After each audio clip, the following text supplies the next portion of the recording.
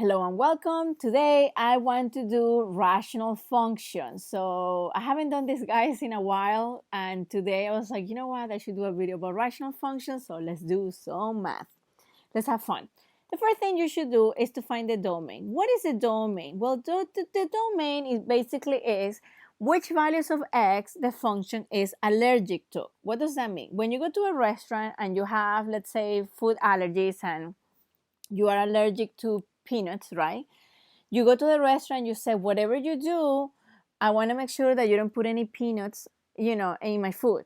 That's your domain. You eat everything except peanuts. The same thing here happens. When you have a rational function, you look at your denominator, and your denominator cannot be equals to 0.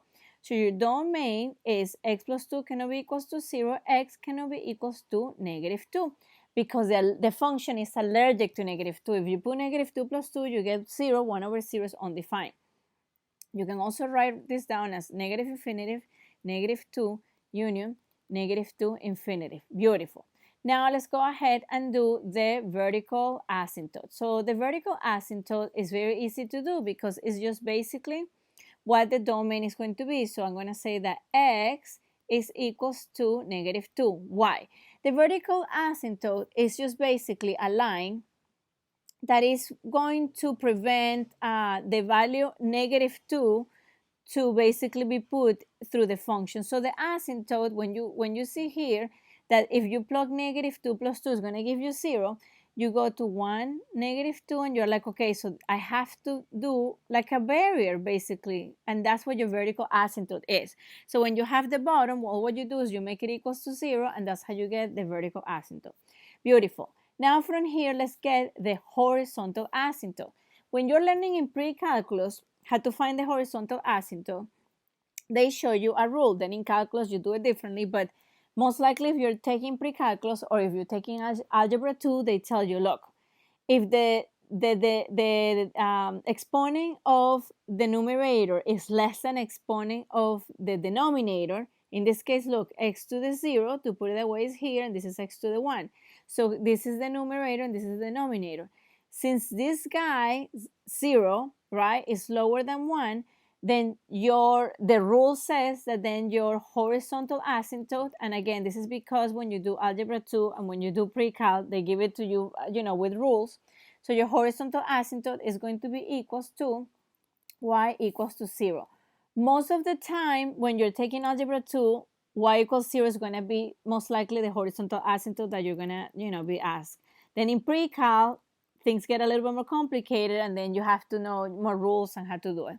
But in this case, we know that the horizontal asymptote is y equals 0, and that already immediately tells me, oh, wait, now I can find out that the range, right? The range are what values can the function have for y? Well, it can have all the values except what? Y equals 0. So negative infinitive to 0, union 0 to infinitive, to put it that way, right? Beautiful. The best part of the night. Let's go ahead and graph this baby. So look, x, and this is f of x, okay? All what you have to do is just 2 points. Look how easy this is going to be.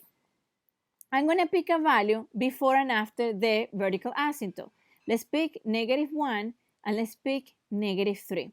If I plug -1 into my function, this is going to be 1 over -1 plus 2, right? And this is going to be equals to 1 over 1, which is 1. That means that when x is equals to -1, y is equals to 1. So my point is right here. Think of this. I have no other option but just do this because the asymptotes prevent the function to keep going either to the left or down. Now, I know that if I grab a point to the left of the asymptote, right? Because remember, the asymptote is like a wall. Think of this like the Berlin Wall, basically, right? You can't go through it. So then you cannot put -2, so you're going to put this value of -3, and then 1 over -3 plus 2. By the way, thank God that wall of Berlin is gone. Just remind that. Freedom, thank God. -1, and then -3, and then you have here -1, right? And then look, the same thing here, because your function cannot go like this, because then you will be breaking the wall, right? So that's why the asymptotes are so important.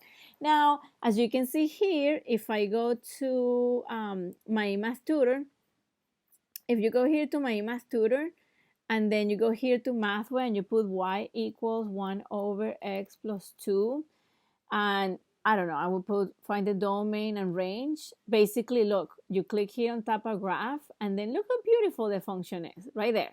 Exactly, well, ours does not seem as symmetric, but you get the idea basically what what we did. So I hope this video was helpful if you are doing rational functions and now you're loving them. I hope so. Have a good night.